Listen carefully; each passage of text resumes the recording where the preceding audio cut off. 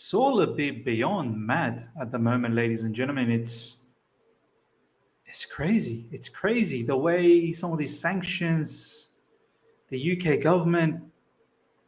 I'm baffled. I mean, good news. There's some updates in regards to the ticket situation, but there's a twist and a caveat to that as well.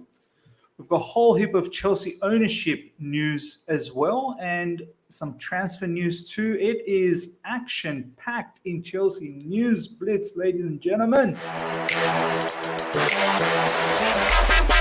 All right. Here we go, back again on the other side of the coin. All right, welcome back to the other side of the coin, ladies and gentlemen. It is another episode or segment of Chelsea News Blitz. Lots of things to go through to blow your mind, literally. And my mind's already blown, and I want to see what you guys have to say about all of this. Let's get straight into this because it's quite crazy what's going on. So this is the latest that's been delivered to us literally about an hour ago in regards to Chelsea's sanction and the ticket sale situation. Nizar Kinsella, Chelsea fans will be able to purchase tickets for away Premier League fixtures, UCL and FA Cup games after government updates to the license. No further home tickets available, but away fans can attend Stamford Bridge. Money to go to Premier League. Fordstam can release 30 million to ease cash flow worries. Now, let me just clarify a few things. Premier League fixtures, Chelsea fans can go on away days. No further ticket sales will be sold for home matches. Whatever the season ticket holders have, they can get that. But away fans can come to Stamford Bridge. So whatever the remaining amount of seats, they'll be empty. Away fixtures, Chelsea fans can go.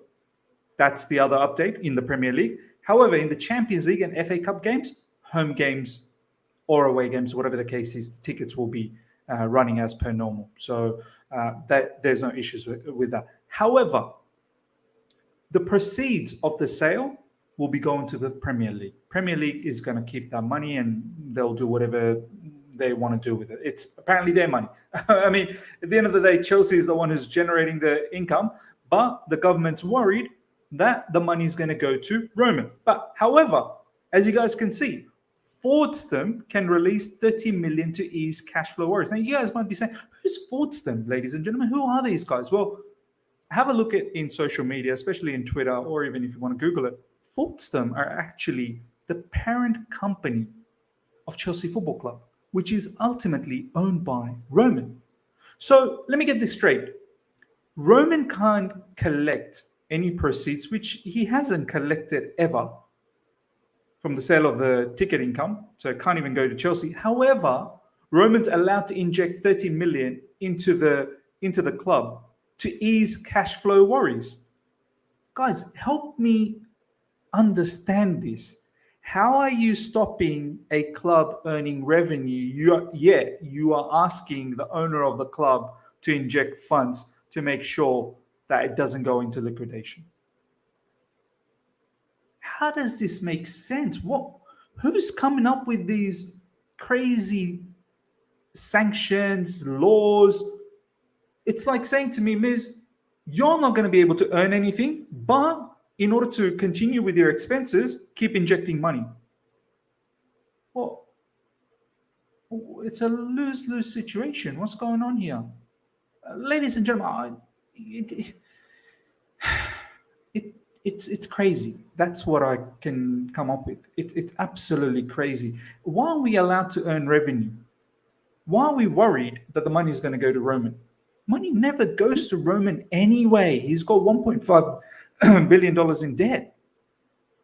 He's never taken any money away from Chelsea, ever. Why is the Premier League collecting our money? Why can't it be held in a separate account so that when the new owners come in, they can collect on that and use it for the club? The club needs money to run.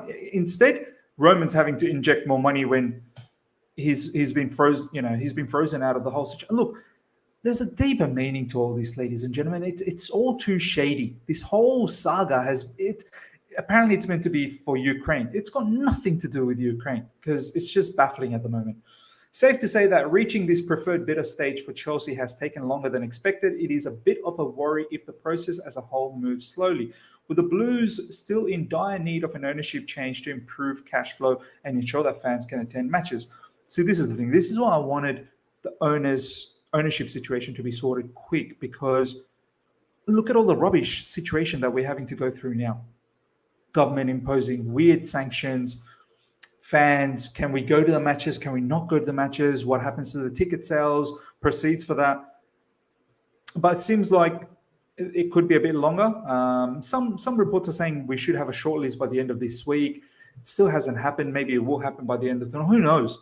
But some reports are saying the whole ownership changeover, the takeover, could be as long as maybe mid-April or late April. So this isn't good. This isn't good. I wanted a swift movement so that we can get some normality back, ladies and gentlemen.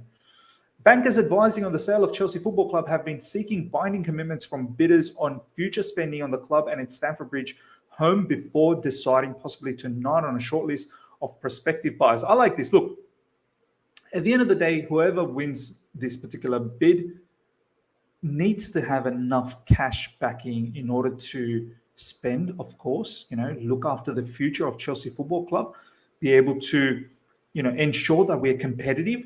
So none of these fluff sort of bids out there, genuinely bidders that have good cash backing in their balance sheet, not some sort of, I've got assets worth 800 billion or whatever, for example, the South Koreans. I'm pretty sure they're loaded with money. I'm just using it as an example that none of these, I've got assets worth 800 million. You got assets worth 800 million, that's great. But can you turn that into cash? What's the point of having multiple, non-liquidifiable, I don't even know if that's a word, but basically what I'm saying, what's the point of having assets that you can't quickly turn, make them into liquid in terms of cash? What's the point of having that in the balance sheet showing that you've got, X amount of money in the balance sheet? You need cash. I need cash to inject into the club. And that's what the bankers are advising, that's what they're looking for, which is great. The US hasn't sanctioned Russian oligarch Roman Abramovich because Ukraine's President Zelensky said he's acting as a go-between in peace talks with Russia. See, this is the other baffling part, ladies and gentlemen. The US hasn't sanctioned Russian oligarch Roman Abramovich, but the UK government has. And the Ukraine's President Zelensky is saying he's acting as a go-between peace talks with Russia. Now tell me, if this is as clear a statement to say that the UK have some sort of an agenda over Chelsea and there was a mad witch hunt to take Chelsea away from Roman, it has nothing to do with the Ukraine war or not. They just simply found a way to take Chelsea away from Roman. I think the UK government all along had its eye. How can we take this football club away from Roman, and give it to, one of their own, let's just say, or I don't know, US consortium? It's mad. Roman is not even being sanctioned by the US because the Ukrainian president saying he's actually trying to create peace between us. It's crazy. It's crazy. The Premier League has been urged to block a Saudi-linked takeover of Chelsea or risk being an accomplice in whitewashing the regime's crimes. Now, this is coming from Sam Cunningham, who is chief football correspondent, the paper email. I mean, I find this very strange, ladies and gentlemen. Where was all of this when Newcastle was getting taken over? So all of a sudden, the Premier League has been urged. Urged by who? Who's urging? Because last I heard, the UK government actually is pro-Saudi government investments. The UK government said that they want to move away from Russian oil and have more investments and more trade in terms of oil with Saudi Arabia. So who's urging to block a Saudi-linked takeover? Because it's, or risk being accomplice in whitewashing the regime's crimes. So what about Newcastle? They're far more directly involved with Mohammed bin Salman and the Saudi government, at least with the Saudi media group.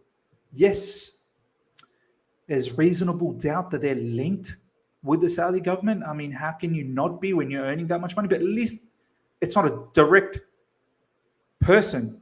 Do you know what I mean? Like you would have to find different links as to how they're connected to the government. Whereas the Newcastle, it is the government, the Saudi Arabian government, with their private investment funds or whatnot, is connected. The money is from the Saudi government. And all of a sudden now, risk being an accomplice in whitewashing the regime's crime. Like, the hypocrisy is insane.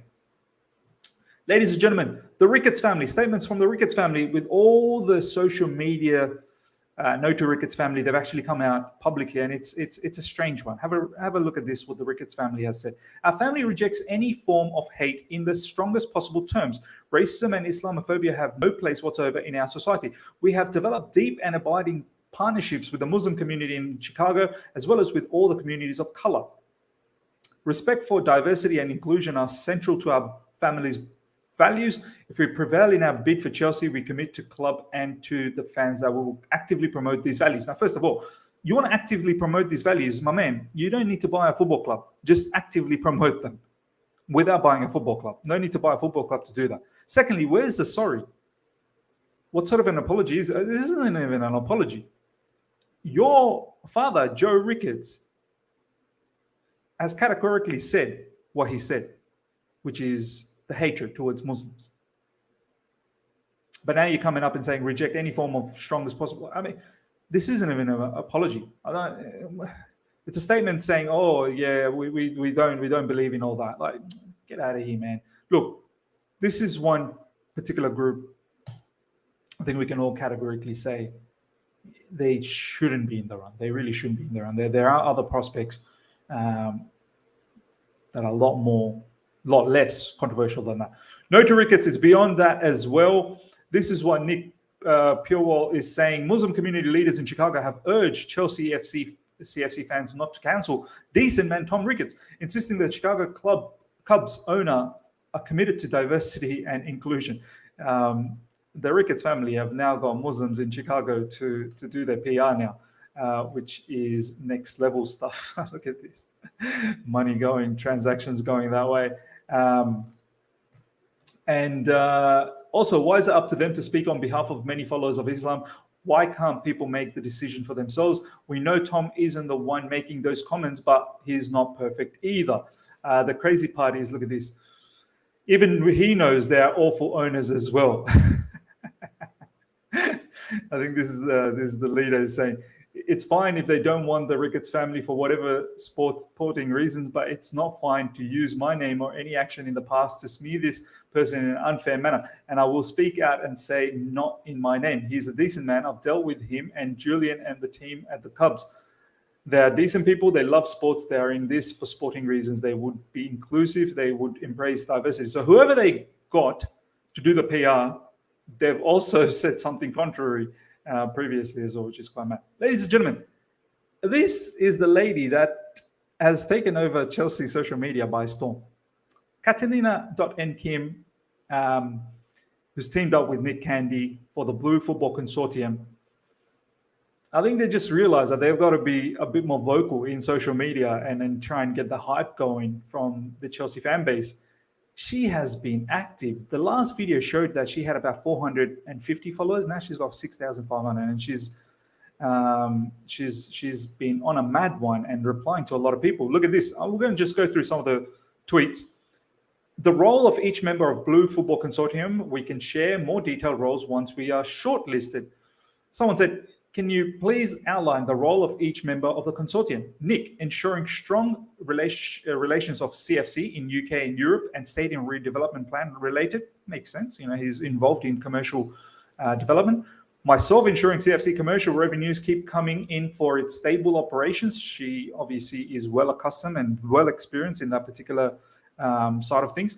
Financial investors sharing their knowledge in sports operation and basically funding our plan for CFC. There's a lot of funders that they have in their consortium. As to your curiosity about our experience in sports, hi, rumor is Chelsea Board are looking for an individual or group that has experience running a sport club team. Is there anyone involved in your consortium that has that?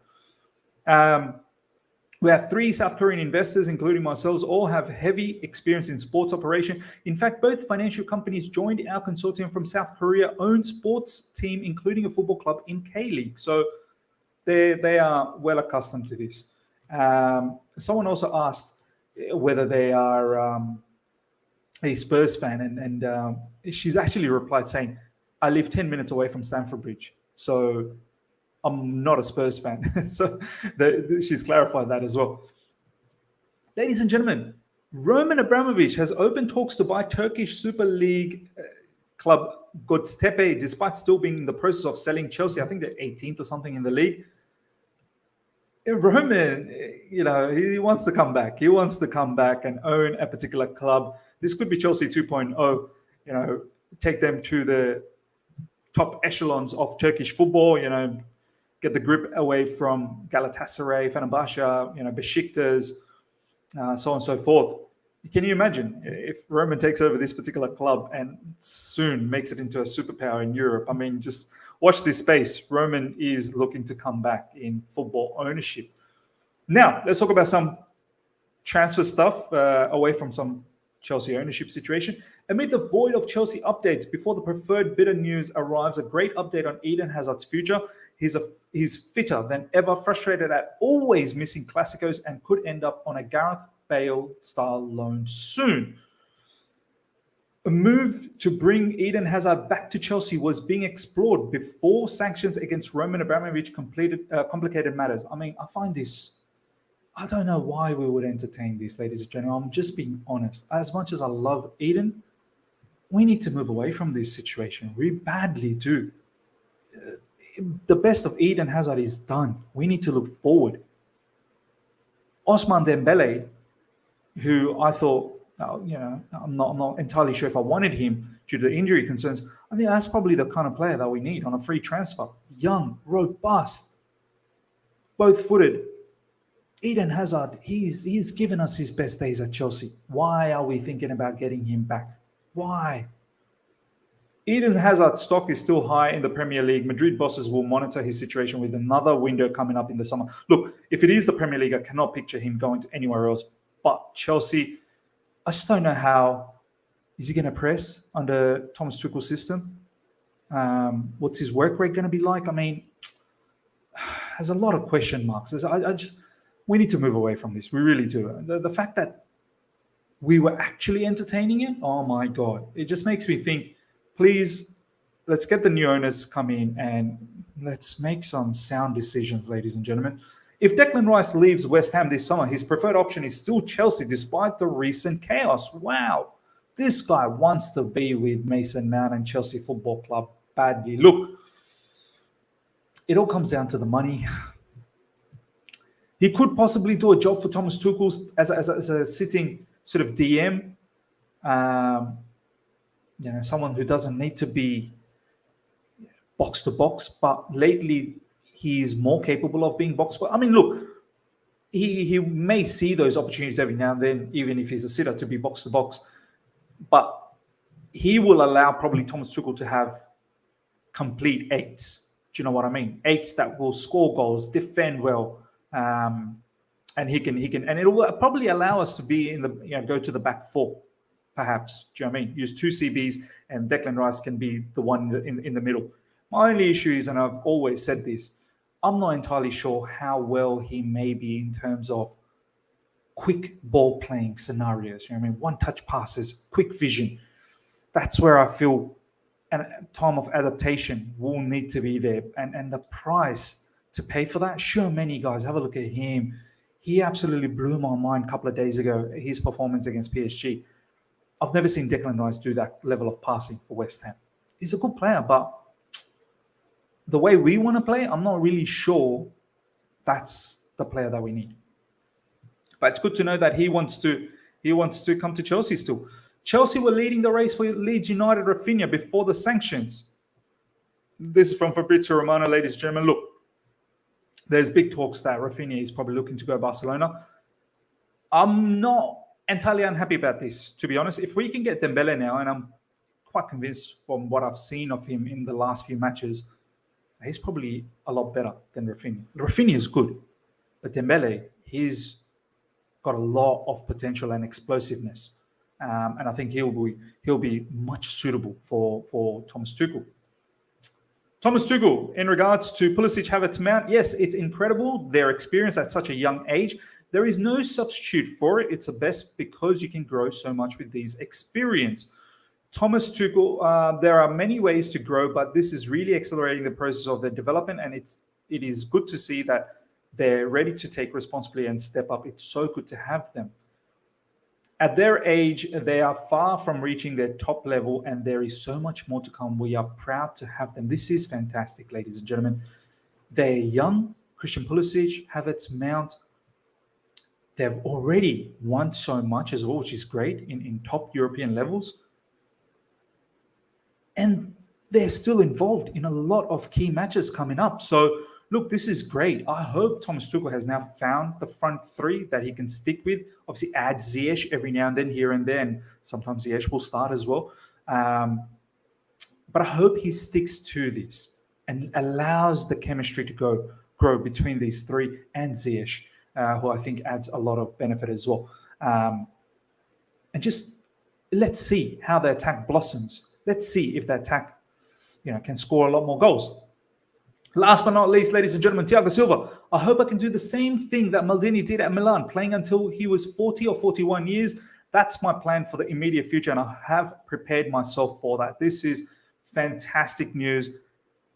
Honestly, it gives me goosebumps. The thought that we can have Thiago Silva beyond just next season and up until he's 40. I believe he's 37, maybe 38 next year. We can have him for another 2-3 seasons. Oh, my days.